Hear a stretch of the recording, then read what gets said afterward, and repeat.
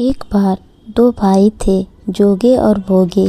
जोगे अमीर था और भोगे गरीब। एक बार श्राद्ध का वक्त था तो अमीर भाई की पत्नी ने उससे श्राद्ध करने को कहा, लेकिन वह इसे व्यर्थ की बात मानकर टालता रहा। ऐसा करने पर अमीर भाई की पत्नी ने सोचा, अगर श्राद्ध नहीं किया तो लोग बातें बनाएंगे। इसके लिए ऐसा करती हूँ कि अपने मायके वाले को दावत पर बुलाकर अपनी शान दिखाऊंगी और सबको झूठ बोल दूंगी कि ये खाना मैंने पितरों के लिए बनाया है। वहीं अमीर भाई की पत्नी ने श्राद्ध पर मदद करने के लिए गरीब भाई भोगे की पत्नी को बुला लिया। भोगे बहुत गरीब था, इसलिए उसकी पत्नी सुबह उठकर अग्नि में धूप देकर पितरों को प्रणाम किया और उसके जोगे के घर पर चली आई। उसे लगा कि उसकी जेठानी पितरों के लिए ही खाना बना रही है तो पितर यहीं पर खाकर खुश हो जाएंगे, इसलिए वह बड़े मन से खाना बनाने लगी। भोगे की पत्नी पूरा दिन काम पर लगी रही, पूर्वजों के लिए खाना बनाया।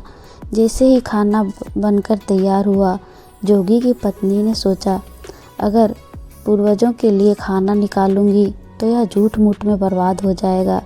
इसलिए वह पितरों के लिए खाना नहीं निकाला और अपने मायके वालों को बिठाकर खिलाने लगी। लेकिन जैसे ही उनके पितर खाना खाने आए तो क्या देखा, वहाँ पर तो अमीर भाई के ससुराल वाले खा रहे हैं।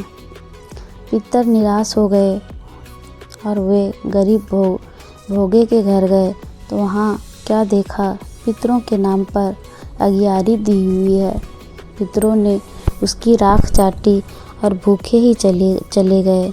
सबने आपस में बात की और कहा, अगर भोगे अमीर होता तो उन्हें भूखा नहीं रहना पड़ता। पितरों को उस पर दया आई। उन्होंने कहा कि भोगे के घर धन आ जाए।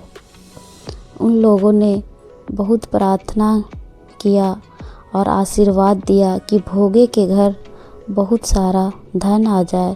शाम हो गई, गरीब भोगे के बच्चे खाना मांगने लगे। जोगे की पत्नी ने सारा खाना अपने मायके वालों को खिला दिया। ना उसने पितरों को पहले खाना चढ़ाया और ना ही भोगे की पत्नी और उसके बच्चों को खाना दिया। लेकिन उनके घर में कुछ नहीं था। भोगे की पत्नी ने अब बच्चों को टालने के लिए झूठ ही कह दिया कि बाहर हौदे के नीचे खाना रखा है, खा लो।